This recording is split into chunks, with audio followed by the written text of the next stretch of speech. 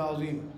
আল হিদায়াহ ছাত্র কাফেলা কর্তৃক আয়োজিত আজকের বার্ষিক সেমিনারের সম্মানিত সভাপতি, বিজ্ঞ বিচারক মণ্ডলী, সুদক্ষ পরিচালক, আমার সামনে উপবিষ্ট বাংলার প্রত্যন্ত অঞ্চল থেকে আগত ইলিম পিপাসু প্রাণপ্রিয় ছাত্র ভাইয়েরা, সকলকে জানাচ্ছি আমার পক্ষ থেকে আন্তরিক মোবারকবাদ। প্রিয় উপস্থিতি, আজ আমার আলোচ্য বিষয় হলো শামাইলুন নবী সাল্লাল্লাহু আলাইহি ওয়াসাল্লাম। প্রিয় উপস্থিতি, নবীজির জীবনের দুইটি দিক, একটি হলো সিরাত আর একটি হলো সূরত। তার সিরাত আমাদের জন্য অনুসরণীয় আর তার সূরত অত্যন্ত প্রশংসনীয়, যা ধারণ করা কোনো মানুষের পক্ষে সম্ভব নয়। প্রিয় উপস্থিতি, যখন শামাইলে তিরমিজির হাদিস পড়ি তখন হৃদয়ের আয়নায় একটি আকৃতি ধার করিয়ে নিই আর মনে মনে কল্পনা করি যদি আমিও এমন হতাম, কিন্তু যা হবার নয়। তিনি ছিলেন মধ্যম আকৃতির সুঠাম দেহের অধিকারী একজন মানুষ। তার চুলগুলি ছিল গাড় পর্যন্ত প্রলম্বিত, হালকা হালকা কুকরানো। তিনি কখনো বা যখন চুলের ভেতর থল দিয়ে আঁচড়াতেন, মনে হতো মৃদুমন্দ ঢেউ দেখা চাই। তার কপাল ছিল প্রশস্ত, ভ্রুগুলি ছিল জোড়া ভ্রু, ধনুকের মতো বাঁকা। তার চোখের পাতাগুলো ছিল ফুটন্ত গোলাপের গোলাপি রঙের এক একটি পাপড়ির মতো। তিনি কখনো বা যখন চোখের পলক ফেলতেন, মনে হতো মৃদুমন্দ বাতাসে গোলাপের পাপড়ি দোলকাচ্ছে।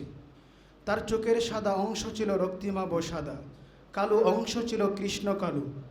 তিনি কখনো বা যখন মুচকি হাসতেন, গোটা বিশ্ব অবাক বিস্ময়ে তার দিকে তাকিয়ে থাকত।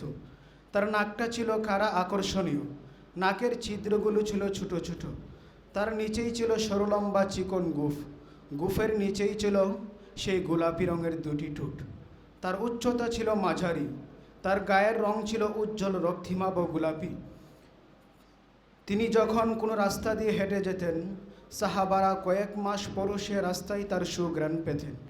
তিনি কখনো বা যখন গাম মিশ্রিত অবস্থায় বাড়ি ফিরতেন, মায়েরা উম্মাহাতুল মুমিনিনরা ছোট্ট শিশু খুঁজে সেই গাম তার মধ্যে সংরক্ষণ করে রাখতেন, যেন পরবর্তী কোনো অনুষ্ঠান কিংবা মজলিসে তার সুগন্ধি হিসেবে ব্যবহার করা যায়। প্রিয় উপস্থিতি, হযরত জাবের বিন সামরা রাদিয়াল্লাহু তাআলা আনহু বলেন, এক পূর্ণিমার রজনীতে আমি রাসূল সাল্লাল্লাহু আলাইহি ওয়াসাল্লামকে লাল ডোরাকাটা চাদর পরিতে অবস্থায় দেখতে পেয়েছিলাম। তখন আমি একবার আকাশের চাঁদের দিকে তাকাচ্ছিলাম আর একবার আমার প্রিয় নবীর চেহারার দিকে তাকাচ্ছিলাম। আমি সন্দেহের মধ্যে পড়ে গিয়েছিলাম, আকাশের চাঁদ বেশি সুন্দর নাকি আমার রাসূল বেশি সুন্দর। অবশেষে আমি দৃঢ় সিদ্ধান্তে পৌঁছালাম যে ওই আকাশের চাঁদের চেয়ে বহুগুণ বেশি সুন্দর আমার প্রিয় নবী সাল্লাল্লাহু আলাইহি ওয়াসাল্লাম। প্রিয় উপস্থিতি, তিনি ছিলেন আমাদের মডেল, তিনি ছিলেন আমাদের আইডল, আমাদের আইকন, আমাদের জন্য অনুপম উত্তম আদর্শ। যেমন করে মহান আল্লাহ তাআলা কুরআনে বলেছেন, লাকাদ কানা লাকুম ফি রাসূলিল্লাহি উসওয়াতুন হাসানাহ। তিনি ছিলেন কোমল হৃদয়ের অধিকারী। যেমন করে মহান আল্লাহ কুরআনে বলেছেন, ফাবিমা রাহমাতিম মিনাল্লাহি লিনতা লাহুম ওয়ালাউ কুনতা ফাজ্জান গালিযাল কলবি লানফাদ্দু মিন হাওলিক ফাআফু আনহুম ওয়াস্তাগফির লাহুম ওয়াশাওিরহুম ফিল আমর ফাইযা আযামতা ফাতাওয়াক্কাল আলাল্লাহ ইন্নাল্লাহা ইউহিব্বুল মুতাওয়াক্কিলিন।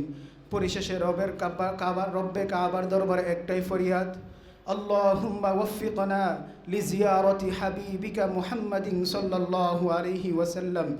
আমিন ইয়া রাব্বাল আলামিন।